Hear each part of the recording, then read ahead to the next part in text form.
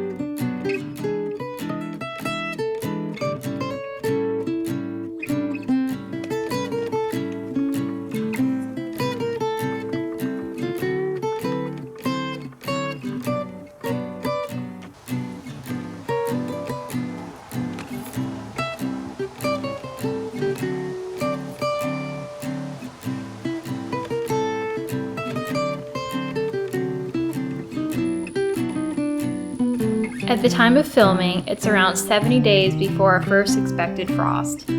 So I'm direct sowing the snow peas and leafy greens, carrots, and a partial packet of beets. I'm pretty new to gardening, so I'm not quite sure how all of this will turn out.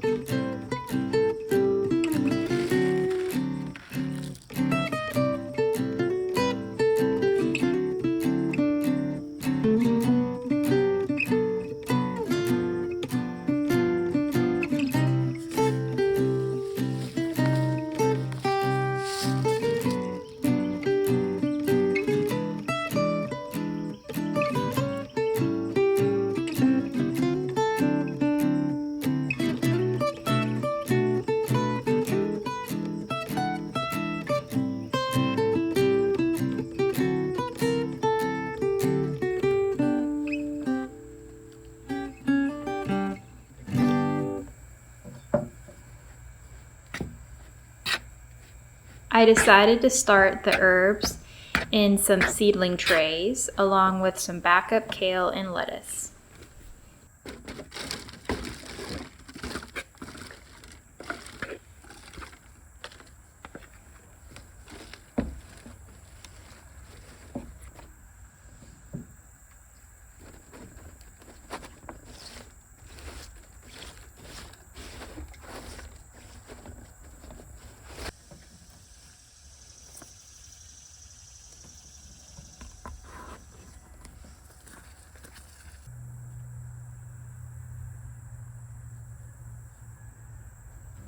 Inside, there's a home improvement project that I've been thinking about for a long time. The problem is that our kitchen does not have a typical pantry closet, and I've struggled to find space for ingredients that I want to keep on hand. Despite not having a typical pantry closet, this kitchen does have a generous amount of cabinet space, and I've realized that I've not been using it all to its fullest potential.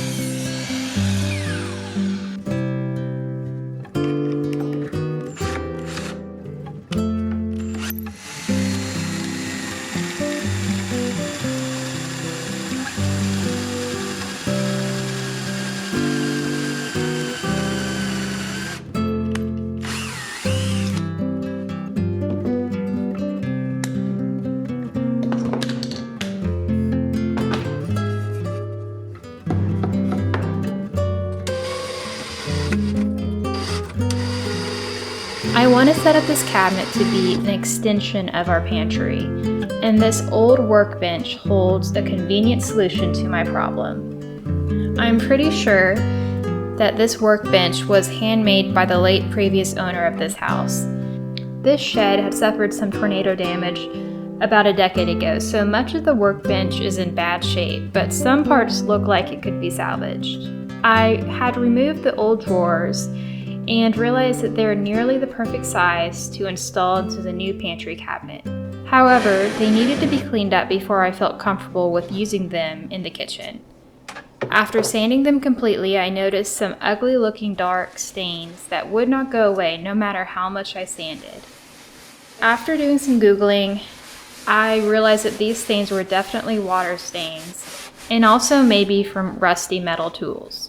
I tried scrubbing them with vinegar and baking soda with no improvement.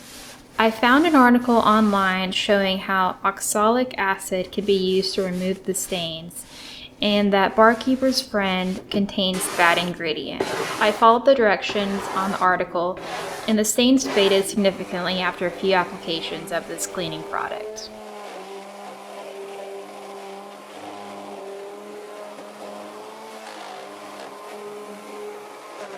Before installing the drawers in the cabinet, it was important for me to apply a top coat of water-based polyurethane so that I had a sealed, easy to clean, water and scratch resistant surface.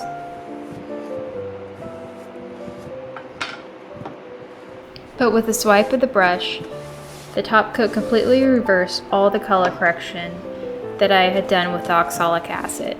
I was disappointed, but I think I'll move on to plan B and maybe look for some drawer liners to hide the stains. But for now, I've decided that maybe the water stains don't look too bad anyway.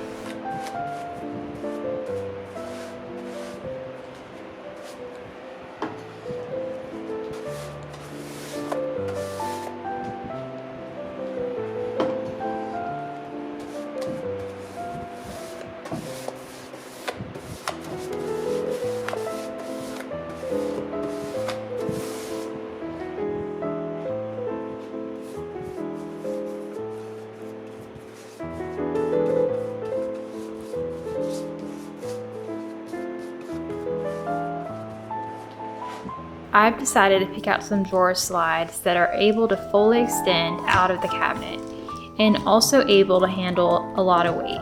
The trouble is that drawer slides like this have to be installed with some fairly tight tolerances in the cabinet. These cabinets were of course intended for shelving and not for drawers.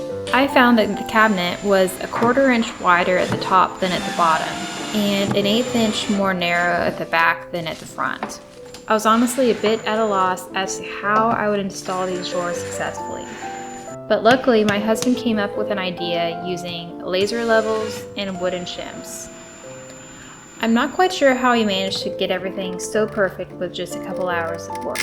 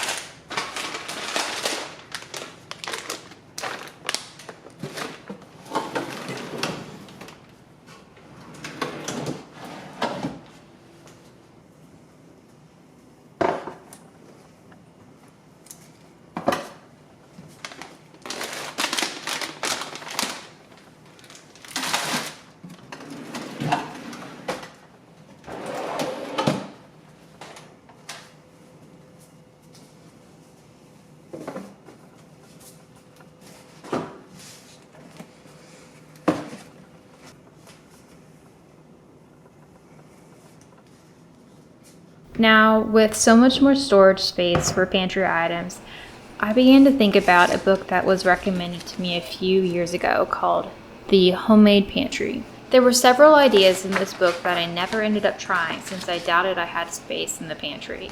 This week, I wanted to try to make some granola and prepare some dry mixes.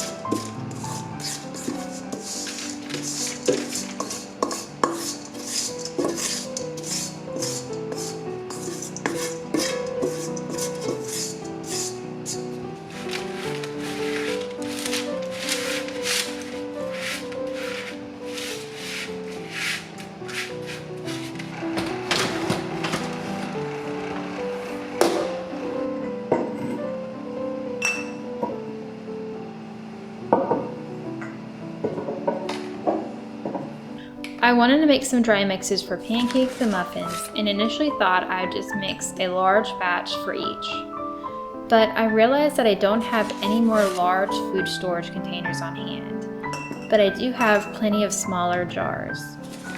When we make pancakes or muffins, I tend to make small batches, so each jar will be enough to make 7 or 8 pancakes or a half dozen muffins.